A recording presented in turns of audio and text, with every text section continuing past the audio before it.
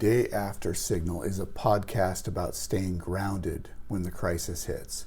It was built for moments like this, when reality shifts, when truth feels engineered, when chaos drowns out clarity. In those moments, you don't need certainty, you need a framework. This show builds one, a critical thought learning frame to keep you anchored, clear, and intentional, even when reality fractures.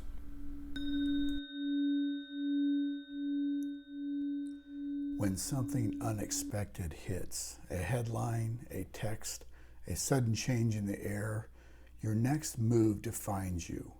Will you react? Will you respond? In the critical thought learning frame, we talked about anchor, what grounds you. We've explored sight. What will you see when the world gets loud? Now we're stepping into stance. Your stance, your mental and emotional posture is the space between stimulus and action. It's the pivot point where clarity either strengthens or collapses. Responding means acting with intention, guided by your anchor and your sight. Reacting means being pulled into the undertow of fear, ego, and urgency. Sometimes stance is not a theory. It's not a mindset exercise. It's a choice that happens in seconds and shapes the rest of your life. On the morning of September 11th, 2001, a former Marine named Jason Thomas was dropping off his daughter at his mother's home in Hampstead, New York. He heard the news. 2 planes struck the World Trade Center. Thomas didn't hesitate.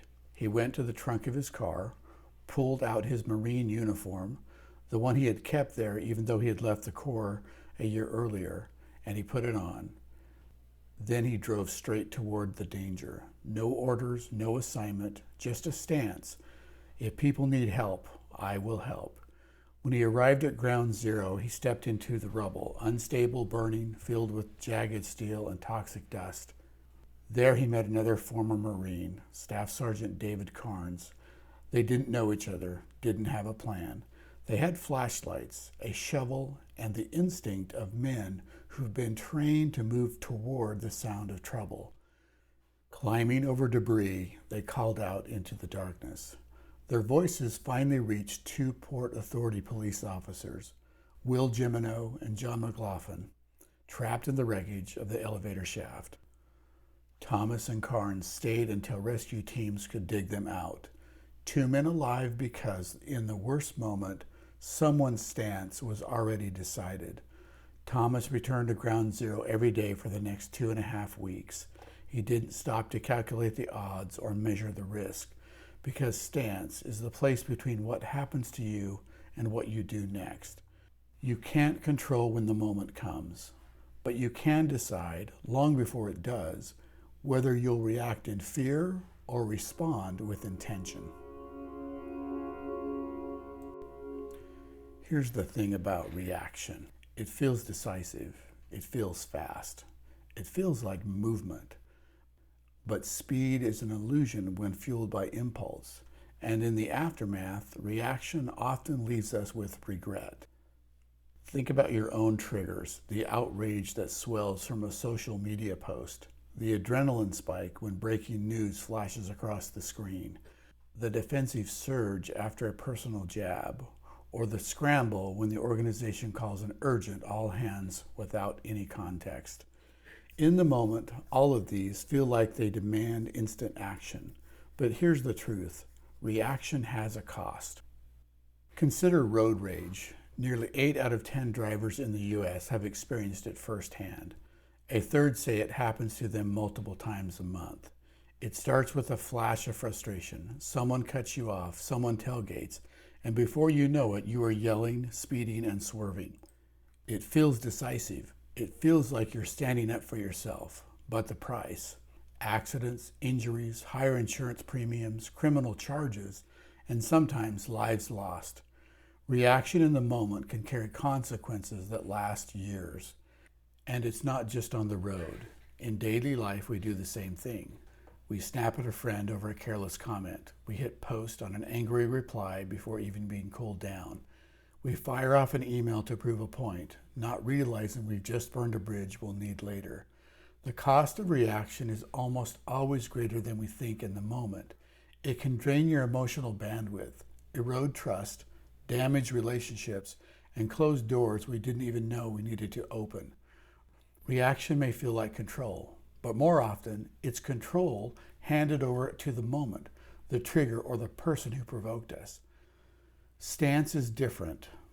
Stance is the space between event and action. It's where you choose, not just what you do, but who you want to be when you do it. Because the real measure of strength isn't how fast you move, it's how clearly you choose. If truth can be engineered, then reaction is often the intended outcome. Response isn't about slowness. It's about disciplined speed. It's the ability to move quickly without being moved by the chaos. 3 simple questions can shift you from reacting to responding. Fact: what's real here? Feeling: what am I experiencing emotionally?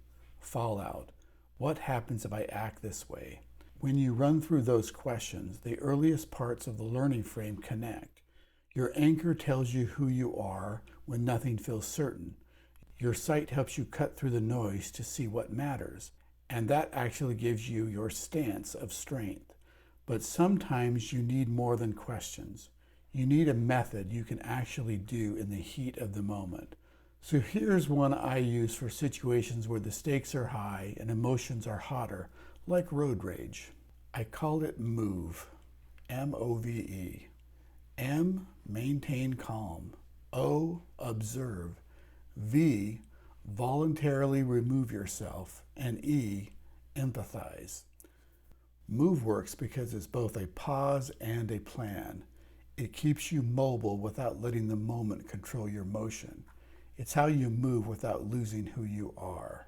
So if you're in a road rage incident, remember the acronym M.O.V.E. Maintain calm through patience, deep breathing, and relaxation techniques. Observe your stress levels, your triggers, and the behavior of others so you can anticipate and prevent escalation. Voluntarily remove yourself from aggressive encounters by slowing down, changing lanes, or creating space between you and the driver. Empathize with others by considering that they may be stressed, distracted, or handling an emergency, and choosing courtesy over combat is always a good move. Can you train your stance? Start with micro pauses. Deliberately slow down your response in moments of tensions. Run scenarios in your mind before they happen. So when they do, you're not improvising from panic. After an event, look back. Where did you react? Where did you respond? What shifted the outcome? Reflection is the gym where your stance is built. Journaling, honest debriefs, even replaying conversations in your head, these are all reps for your response muscle. In a crisis, time compresses. The stakes rise. Your stance becomes harder to hold and more important than ever. When the ground shakes, people look to someone who can stand without leaning, who doesn't topple in the direction of the latest pressure. It's the paradox of leadership. The more chaos outside, the calmer you must be inside. In chaotic times, people may forget what you said. They may forget what you did, but they will remember how you stood. This week, find one place in your life where you can replace reaction with response. Next time, we'll close out the critical thought learning frame with direction and explore how to move with clarity, even when the map is missing.